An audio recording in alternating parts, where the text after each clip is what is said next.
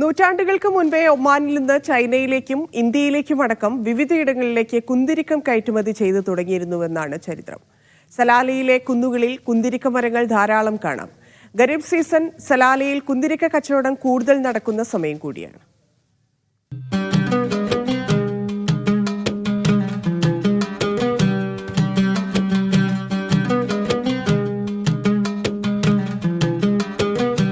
ഒമാന്റെ ചരിത്രത്തിൽ കുന്തിരിക്കത്തിനും സ്ഥാനമുണ്ട്. നൂറ്റാണ്ടുകൾക്ക് മുമ്പേ വിവിധ രാജ്യങ്ങളിലേക്ക് ഒമാനിൽ നിന്ന് കുന്തിരിക്കം കയറ്റുമതി ചെയ്യാൻ തുടങ്ങിയിരുന്നു. സലാലയിലെ കുന്തിരിക്കം ഏറെ പ്രശസ്തമാണ്. സലാലയിലെ കുന്തിരിക്ക മരങ്ങളിൽ നിന്ന് വ്യത്യസ്ത ഗുണമുള്ള കുന്തിരിക്കം ഉൽപ്പാദിപ്പിക്കുന്നുണ്ട്. ലോകത്തിലെ ഏറ്റവും മികച്ച കുന്തിരിക്ക ഉൽപ്പാദന കേന്ദ്രമെന്നാണ് ധോഫാറിനെ ബ്രിട്ടീഷ് മാധ്യമവൃത്തങ്ങൾ വിശേഷിപ്പിച്ചത്. സലാലയിൽ നിന്ന് ഇന്ത്യയിലേക്ക് കുന്തിരിക്കം കയറ്റിപ്പോയ കപ്പൽ തിരിച്ചു വന്നിരുന്നത് കുരുമുളകുമായിട്ടായിരുന്നു എന്നാണ് ചരിത്രം. കുന്തിരിക്ക മരങ്ങളുടെ തൊലിയിൽ നിന്ന് വരുന്ന കറയാണ് കുന്തിരിക്കമായി മാറുന്നത്. സോപ്പും ലോഷനും സുഗന്ധദ്രവ്യങ്ങളും അടക്കം ധാരാളം ഉൽപ്പന്നങ്ങൾ കുന്തിരിക്കത്തിൽ നിന്ന് ഉൽപ്പാദിപ്പിക്കുന്നുണ്ട്. ഖരീഫ് സീസൺ ആയതോടെ സലാലയിലെ കുന്തിരിക്ക കച്ചവടവും പൊടിപൊടിക്കുകയാണ്. സലാലയിലെത്തുന്ന വിനോദസഞ്ചാരികൾ ധോഫാറിൽ വിളഞ്ഞ കുന്തിരിക്കവുമായാണ് മടങ്ങുക. നമ്മളിപ്പോൾ ഈ നമ്പർ 1 ലുബാൻ വരുന്നത് ജബൽ സമഹാന, നല്ല ക്വാളിറ്റി ലുബാൻ.